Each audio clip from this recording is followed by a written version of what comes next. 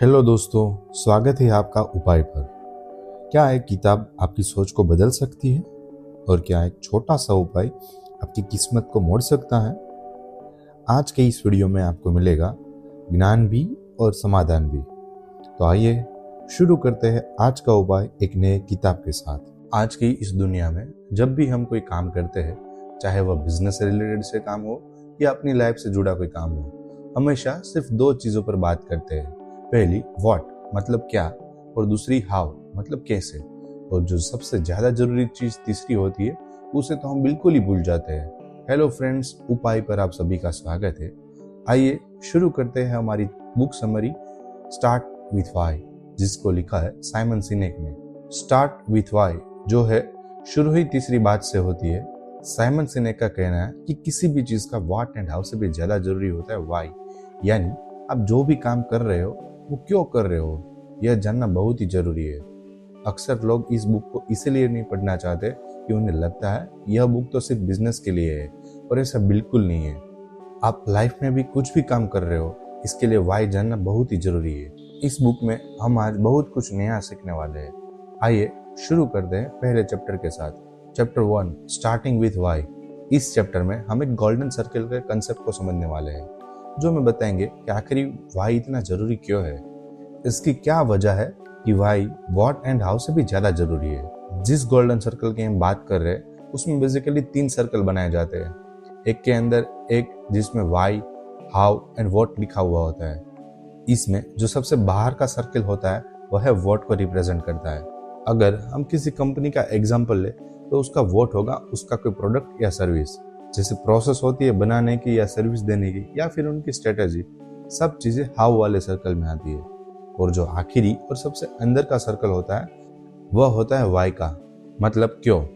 इसमें इन कंपनियों का मकसद, बिलीफ, पर्पस छिपा होता है, जो इन्हें यह काम करने के लिए मोटिवेट करता है। सिनेक ने कई सारी कंपनियों को ऑब्जर्व किया। वह कंपनियां इस सर्कल को बाहर से शुरू करती है। पहले व्हाट डिसाइड करती है, मतलब उनको जो प्रोडक्ट या सर्विस, फिर हाउ और उसके बाद वाई। पर जो असली लीडर्स या कंपनियां होती है वो सबसे पहले इस सर्कल को अंदर से शुरू करती है। वो लीडर सबसे पहले वाई का पता लगाते हैं। वो सबसे पहले उनके पर्पस और बिलीफ का पता लगाते हैं, क्योंकि उनका बिलीफ ही उन्हें वह काम करने के लिए मोटिवेट करता है, और उनकी आइडेंटिफिकेशन का भी वह काम करता है। इस पॉइंट को समझाने के लिए सिनेक एक बहुत ही अच्छा एग्जाम्पल देते हैं, जो कि हिस्टोरिकल एग्जाम्पल है राइट ब्रदर्स एंड सैमुअल पियरपॉइंट लंगली का। लंगली अपने टाइम का जाना माना इंसान था। उनका एक ही मोटिव था, वेल्थ और फेम पाना। यह अपने टाइम में फेमस और पैसा पाना चाहता था। बल्कि दूसरी तरफ राइट ब्रदर्स रविल एंड विल्बर का उनका ही एक बिलीफ था, वो था ह्यूमन फ्लाइट, यानी इंसान को कैसे भी उड़ाना है। उन्होंने इसी को अपना जीवन का अटूट पर्पस बनाया। लैंगले के पास पैसों की कोई कमी नहीं थी, और राइट ब्रदर्स के पास तो इतना पैसा भी नहीं था। पर असल में 1903 में पहली बार राइट ब्रदर्स ने ही उड़ान हासिल की। पर जो लंगली और राइट ब्रदर्स के बीच में जो मेन डिफरेंस था वो है राइट ब्रदर्स के लिए व्हाट एंड हाउ इतना जरूरी नहीं था। लंगली के पास क्लियर एडवांटेज था, उसके पास रिसोर्सेज भी कोई कमी नहीं थी। पर जो सबसे क्रुशियल पॉइंट है वो है कि राइट ब्रदर्स ने शुरू किया क्रिस्टल क्लियर वाई के साथ। उनके सामने कई सारी चुनौती आई, पर उनके पेशेंस के आगे टिक नहीं पाई। और यह इसीलिए मुमकिन हो पाया क्योंकि उनका वाई इनके लिए ज्यादा इंपॉर्टेंस रखता था। यह हिस्टोरिकल एग्जाम्पल हमें इसी चीज को समझाने की कोशिश कर रहा है। सिनेक भी सिंपल सी बात समझाने की कोशिश कर रहे हैं। वाई की क्लियर समझ ही हमें सक्सेस दिलाने में कई इंपॉर्टेंट होती है। और यह थियरी इस बात को भी इंपॉर्टेंस देती है कि सक्सेस पाने के लिए सुपीरियर प्रोडक्ट और सारे रिसोर्स से भी ज्यादा जरूरी होता है वाई। सिनेक कहते हैं जो लोग वाई के साथ शुरू करते हैं, लोग उनके साथ ज्यादा कनेक्ट कर पाते हैं, क्योंकि उनके पास एक यूनिक ताकत होती है लोगों के साथ इमोशनली कनेक्ट करने की। और वही जो इमोशनल कनेक्ट होता है वह लोगों को लॉन्ग टर्म तक उस कंपनी या ब्रांड से जुड़े रखता है। सिनेक अपनी बात को अच्छे से समझाने के लिए एक प्रिंसिपल के बारे में बताते हैं, जिसे कहते हैं law of diffusion of innovations. इस लॉ की मदद से लोगों को उनके नए आइडियाज और चीजों को अडॉप्ट करने के बेस पर हम अलग अलग ग्रुप में बांट सकते हैं। पहले होते हैं इनोवेटिव, दूसरे होते हैं अर्ली एडॉप्टर्स, और तीसरे होते हैं अर्ली मेजोरिटी, और चौथे होते हैं लेट मेजोरिटी। और सिनेक बताते हैं जो इनोवेट और अर्ली एडॉप्टर होते हैं वो वाई की डीप अंडरस्टैंडिंग के साथ मोटिवेट रहते हैं। अगर आपको हमारी बुक समरी अच्छी लग रही है तो उपाय को सब्सक्राइब करना ना भूलें। वो लोग उस पर्पस, कारण या बिलीफ की ओर ज्यादा अट्रैक्ट होते हैं जो इस प्रोडक्ट या आइडिया का बेस है, और दूसरी तरफ बाकी सारे ग्रुप के लोग होते हैं, उनके लिए पर्पस इतना मैटर नहीं करता, बल्कि वह किसी भी प्रोडक्ट के प्रैक्टिकल यूज, उसके फीचर्स या उसके बेनिफिट से इन्फ्लुएंस होते हैं। यह जानकारी बहुत ज्यादा क्रूशियल है किसी भी ऑर्गेनाइजेशन के लिए जो सक्सेस पाना चाहते हैं। वो वाई से शुरू करके लीडर्स, ब्रॉडर ऑडियंस को अपील कर सकते हैं, और जो अर्ली अडॉप्टर्स है उनका मार्केट कैप्चर कर सकते हैं। जो आपके लिए ज्यादा इंटरेस्ट और लॉयल्टी दिखाएंगे। ये चैप्टर कम्युनिकेशंस के न्यूरोलॉजिकल एस्पेक्ट पर भी बात करता है। सिनेक हमें लिंक ब्रेन के बारे में भी बताते हैं, जो कि हमारे इमोशनल ट्रस्ट और डिसीजन मेकिंग में बहुत ही ज्यादा जरूरी होता है। ब्रेन का यह हिस्सा वाई से शुरू होने वाले क्वेश्चंस को स्ट्रॉन्ग रिस्पॉन्स करता है, क्योंकि यह हमारे इमोशंस को इफेक्ट करते हैं। अगर हम इसके अलावा नियोकॉर्टेक्स की बात करें तो यह हमारी लैंग्वेज, एनालिटिकल थॉट और ह्यूमन बिहेवियर को ज्यादा इन्फ्लुएंस करता है। यह जो न्यूरोलॉजिकल पर्सपेक्टिव सिनेक ने यूज किया ताकि उसका साइंटिफिक प्रूफ भी मिल सके। यानी अगर कोई मैसेज वॉइस से शुरू हो रहा है तो लोग उससे ज्यादा डीप कनेक्ट कर पाते हैं। जब कोई भी कंपनी या लीडर अंदर से बात करते हैं या जब वे अपने बिलीफ से बात शुरू करते हैं, जिससे लिंक ब्रेन एक्टिव हो जाता है और विश्वास और कनेक्शंस की भावना को बढ़ावा देता है। और जो नियोकॉर्टेक्स है वो व्हाट एंड हाउ की इंफॉर्मेशन को प्रोसेस करता है और डिसीजन और बिहेवियर के लिए रिस्पॉन्सिबल होता है। न्यूरोसाइंस सानेक की थीसिस में गहराई से इसकी इफेक्ट होती है, क्योंकि इससे हम हमारे ब्रेन के बारे में भी अच्छे से समझ सकते हैं। Chapter 2 the power of why. इस चैप्टर में हम बात करेंगे इस पावर के बारे में जो किसी कंपनी या किसी एक इंसान को भी इंस्पायर कर सकती है। हमने ऑलरेडी पहले चैप्टर में साइकोलॉजिकल इंसाइट के बारे में बात कर ली। वाई की पावर को दिखाने के लिए सिनेक एक एग्जांपल देते हैं। सिनेक ने मार्टिन लूथर किंग जूनियर और सिविल राइट्स मूवमेंट की कहानी शेयर की। किंग ने और उनके एक मिनिस्टर ने सिर्फ सपना ही नहीं देखा, बल्कि न्याय, समानता और बेहतर भविष्य को पाने का उनका एक गहरा विश्वास भी था। उन्होंने एक आई हैव अ ड्रीम नाम की एक स्पीच दी। उसमें सिर्फ पॉलिसी, प्रपोजल या स्ट्रेटेजिक प्लान ही नहीं, बल्कि उसमें उनके सारे कोर बिलीफ और उन्हें फॉलो करने वाले लोगों की आकांक्षाएं भी थी। सिनेक ने किंग के पर्सपेक्टिव को बाकी दूसरे लीडर्स के पर्सपेक्टिव के साथ कंपेयर किया, और सिनेक ने पाया कि दूसरे लीडर्स के पास तो किंग से भी ज्यादा पॉइंट्स थे, स्ट्रेटेजी थी, फिर भी आखिर लोग किंग की तरफ ज्यादा अट्रैक्ट क्यों थे बाकी लीडर्स की कंपैरिजन में। तो उसकी वजह सिनेक बताते वह है वाई से शुरू करने की कैपेसिटी ने उन्हें बाकी लीडर से अलग कर दिया। उनका मैसेज जाति, धर्म से ऊपर उठकर लोगों की इमोशन के साथ जुड़ा रहा। किंग के पर्पस के साथ जुड़कर लोगों ने ना सिर्फ आंदोलन में साथ दिया, बल्कि वो अपने वैल्यूज और बिलीफ शेयर कर रहे थे। जो लीडर्स वाई से शुरू करते हैं वो दूसरों को भी एक्शन लेने के लिए इंस्पायर करते हैं और लॉयल्टी को भी बढ़ावा देते हैं। आगे सिनेक एक टेस्ट का एग्जांपल देते हैं। कोई कंपनी जो अपने प्रोडक्ट के बेनिफिट्स पर फोकस करती है उसे सेल करने के लिए बिना किसी कोर वैल्यू को बताए, क्योंकि कोर वैल्यू ही लोगों को कनेक्ट करती है उस प्रोडक्ट के साथ और उस कंपनी के साथ भी। मान लीजिए कोई कंपनी टमाटर बेचती है। एक कंपनी टमाटर को फ्रेशनेस को दिखाती है, जबकि वह दूसरी तरफ एक कंपनी इसी टमाटर को हेल्थ के बेनिफिट बताकर और ऑर्गेनिक फार्मिंग के टमाटर बेचती है। तो जो दूसरी तरफ की कंपनी है वह टमाटर के कोर वैल्यू पर फोकस कर रही है। कई कंपनियों के लिए यह एक टूल की तरह काम कर रहा है जो उनकी मार्केटिंग स्ट्रेटेजी में बहुत मदद करता है। यह टेक्निक किसी भी प्रोडक्ट को बेचने से ज्यादा उसकी कोर बिलीफ के बारे में बात करने के लिए कहती है, जिससे ऑडियंस के साथ कनेक्शन बन सके। सिनेक इसमें एक और सीक्रेट कंसेप्ट के बारे में बात करते हैं, मैनिपुलेशन वर्सेस इंस्पिरेशंस। लोगों को इन्फ्लुएंस करने के दो तरीके होते हैं। एक होता है मैनिपुलेशन, जिसमें लोगों पर सिर्फ शॉर्ट टर्म बिहेवियर छाप जाते हैं।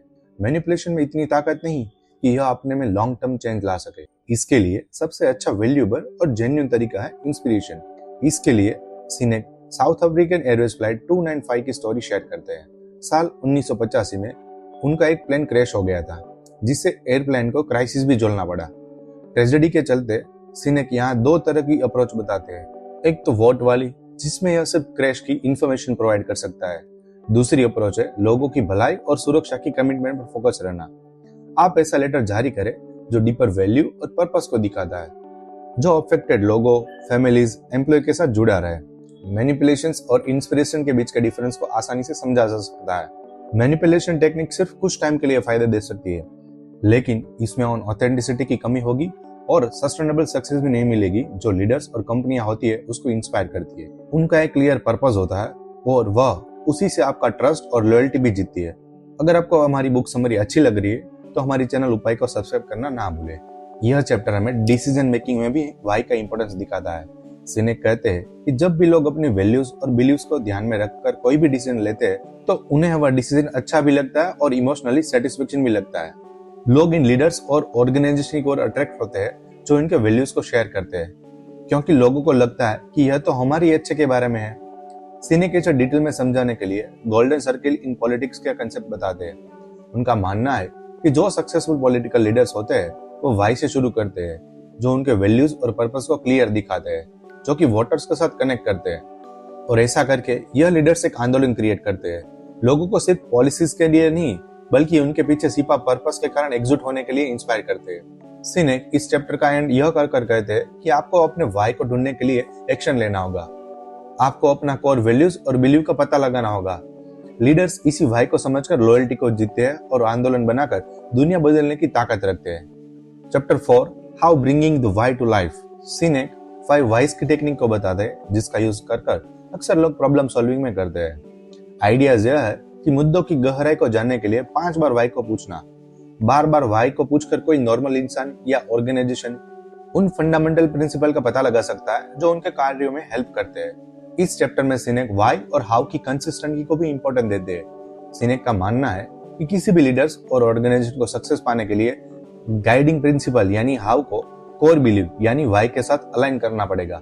और जब इन दोनों यानी वाई और हाउ की लेयर्स के बीच गैप ज्यादा होने लगते हैं तो लोगों के बीच विश्वास की कमी होने लगती है, लोगों में भ्रम बढ़ता है।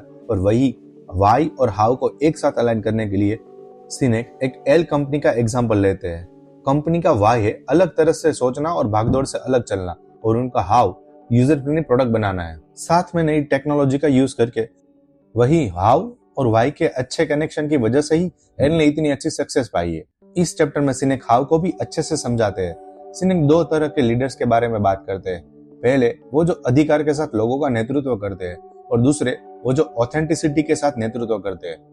जो लीडर्स अधिकार से नेतृत्व करते हैं वो लोगों को इन्फ्लुएंस करने के लिए उनके पद का यूज करते हैं, और दूसरी तरफ जो लीडर्स है जो ऑथेंटिसिटी के साथ नेतृत्व करते हैं और ये अपने काम के ट्रस्ट बिलीफ के साथ लोगों को इन्फ्लुएंस करते हैं। ऑथेंटिसिटी का नेतृत्व समझाने के लिए Sinek Herb Keller the co-founder of Southwest Airlines का एग्जांपल बताते हैं। केल्लर ने न केवल कंपनी के पर्पस वाई के बारे में बताया बल्कि उसके साथ वैल्यूज हाउ को भी दिया। उन्होंने एक कमिटमेंट करी positive and enjoyable work place culture के लिए, और उन्होंने लो कॉस्ट ट्रेवल पर भी फोकस किया। हाउ और वाई को भी अच्छे से अलाइन किया। साउथवेस्ट एयरलाइंस न केवल अपने कम किराए के लिए बल्कि अपने मनोरंजन और कस्टमर सेंट्रिक अप्रोच के लिए भी जानी जाती है, जिसने इसे इन एयरलाइंस का बिजनेस में अलग बनाया। Chapter 4 word communicating the why. Sinek का कहना है कि कंपनी वर्ड पर बहुत ज्यादा फोकस करती है, यानी वह अपने प्रोडक्ट या सर्विस के बारे में ज्यादा फोकस करते हैं, बल्कि उन्हें अपने वाई पर ज्यादा फोकस करना चाहिए। अच्छे लीडर्स भी वर्ड से बचते हैं और उनके वैल्यूज, पर्पस और बिलीव को ज्यादा जोर देते हैं। सिनेक ने टिपिंग पॉइंट की कंसेप्ट को पेश की, जिसमें इस बात पर जोर दिया गया कि किसी आंदोलन या विचार को फैलाने के लिए इसे क्रिटिकल मास तक पहुंचाया जाए। इसके लिए वाइड ऑडियंस तक वाई को इफेक्टिवली कम्युनिकेट करने की जरूरत होती है। राइट ब्रदर्स के एग्जाम्पल को यह समझाने के लिए दोबारा देखा गया है कि कैसे उनकी सफलता न केवल पावर फ्लाइट हासिल करने में थी बल्कि ह्यूमन फ्लाइट की संभावना में उनकी विश्वास को इफेक्टिवली कम्युनिकेट करने में भी थी। इस चैप्टर में सिनेक कम्युनिकेशंस में लैंग्वेज के इम्पैक्ट को भी बताते हैं। वो एक कॉन्सेप्ट को बताते हैं जिसे कहते हैं inside out versus outside inside. Inside out communications का मतलब है जब कोई ऑर्गेनाइजेशन प्रोडक्ट के प्रोसेस, फीचर और स्पेसिफिकेशंस के बारे में बात करते हैं, उसके उल्टे outside in communications customer, perspective need और एस्पिरेशन से शुरू होती है। सिनेक का कहना है कि successful organization outside in communications को प्रायोरिटी देते हैं। सिनेक एल के famous marketing campaign think different का एग्जांपल देते हैं। अपने प्रोडक्ट की टेक्निकल स्पेसिफिकेशंस पर फोकस करने के बजाय एल ने क्रिएटिविटी, इनोवेशन एंड आइडियल को चुनौती देने के लिए वैल्यूज पर जोर दिया। यह कैंपेन क्लाइंट्स के साथ गहरे स्तर पर जुड़ गया, जिससे एल की ब्रांड लॉयल्टी में योगदान हुआ। Chapter 5 putting it into practical applies. 5C का कंसेप्ट बताते हैं जो हमें पूरी फ्रेमवर्क बताते हैं कि कैसे हम वाई को प्रैक्टिकल में ला सकते हैं। 5C के अंदर क्लैरिटी, डिसिप्लिन, कंसिस्टेंसी, ऑथेंटिसिटी और कोहेरेंस आते हैं। हर सी में हम वाई को लाने की जरूरत होती है। इमेजिन कीजिए कि आप एक क्लब चला रहे हैं और आप चाहते हैं कि हर कोई यह जाने कि आपका क्लब क्यों अस्तित्व में है और क्या मतलब है। क्लैरिटी इसका मतलब है यह इंश्योर करना कि आपका क्लब ऑसम क्यों है, इस बारे में आपका मैसेज बहुत क्लियर और समझाने में आसान होना चाहिए। आपके क्लब के लोग और बाहर के लोगों में इससे जुड़ा कोई कंफ्यूजन नहीं होना चाहिए। डिसिप्लिन यह आपके क्लब के मुख्य विचारों पर लंबे समय तक टिके रहने जैसा है। भले ही चीजें मुश्किल हो जाए या लोगों चीजों को अलग तरीके से करने का सुझाव दे, आप अपने क्लब के पर्पस के प्रति सच्चे रहे। कंसिस्टेंसी, इमेजिन कीजिए यदि आपके क्लब में सुपर फ्रेंडली होने जैसी कोई अच्छी थीम होती। कंसिस्टेंसी यह सुनिश्चित करने के बारे में है कि आपका क्लब जो कुछ भी करता है, जैसे क्लब के अंदर आप एक दूसरे के साथ बात करते हैं से लेकर आप दूसरों को इसके बारे में कैसे बताते हैं, यह तक हर समय एक ही शांत एनवायरनमेंट जैसा है। ऑथेंटिसिटी, ऑथेंटिक होने का अर्थ है वास्तविक और सच्चा होना। अपने क्लब में यदि आप कहते हैं कि आप पूरी तरह टीम वर्क के बारे में हैं, तो आप वास्तव में उसी तरह काम करते हैं। यह सिर्फ एक शो नहीं है, आपका क्लब वास्तव में ऐसा ही है। यह ईमानदारी लोगों को आपके क्लब पर भरोसा करने में मदद करती है। कोहेरेंस, अपने क्लब में हर चीज को एक पजल की तरह एक साथ फिट करने के रूप में कोहेरेंस के बारे में सोचें। लीडर्स, आप जिस तरह से काम करते हैं और आप अपने क्लब के बारे में कैसे बात करते हैं, यह सब समझ में आना चाहिए और साथ मिलकर काम करना चाहिए। यह आपके क्लब को मजबूत और एकजुट बनाते हैं। इस तरह आपका क्लब इसमें शामिल सभी लोगों के लिए एक शानदार और भरोसेमंद जगह बन जाता है। अगर आपको ये वीडियो पसंद आया हो तो लाइक जरूर करें। कमेंट में बताएं आज की किताब से आपने क्या सीखा, और ऐसे ही किताबों का सार और देसी उपाय रोज पाने के लिए चैनल को सब्सक्राइब करें और बेल आइकन जरूर दबाएं। हर किताब एक विचार देती है और हर उपाय जिंदगी में बदलाव लाता है। मिलते हैं अगली किताब और एक नए उपाय के साथ। तब तक सोचिए, सीखिए और बदलते रहिए।